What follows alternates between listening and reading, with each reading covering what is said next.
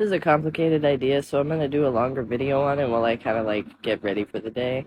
When you're doing job research, you're making a whole lot of choices, which is slowly depleting a resource that you have in your brain, which will cause you not to be consistent in the type of jobs that you apply for over time. So, when you're doing your research, when you're basically like looking at a big list of jobs, a lot of times you're asking yourself, okay, do I want to do this job? And can I do this job? And will they give me this job?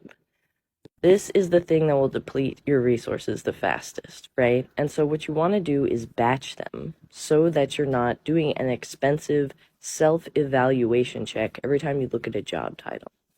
Instead, you spend all your points on optimism first. Create yourself a list of jobs that you actually want. Eliminate then jobs you don't want that don't meet your needs, so you can prioritize the most expensive part, which is the self-check. The second element of this is that if they are reviewing so many candidates that being the first or third is more like impactful to whether or not you get the job than if you're the 100th candidate, then you have no capacity to stand out in that pool, and you need to find a pool where you can stand out in. Jobs that offer you the least power are the jobs that differentiate you on criteria like this.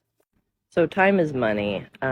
So let's make the math super easy. If you could quickly get a job for $10 an hour, or take a longer time getting a job for $60 an hour, how much time does it make sense to actually wait and put into the search?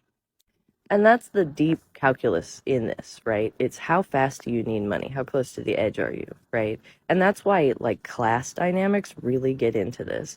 There's a lot of advice that it's easy for me to give a person who is not like right on the razor's edge.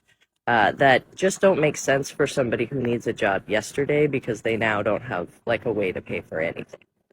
But that is the power dynamic. If companies know that about you, they will treat you that way. And so they won't give you very much power, so you remain close to the edge, right?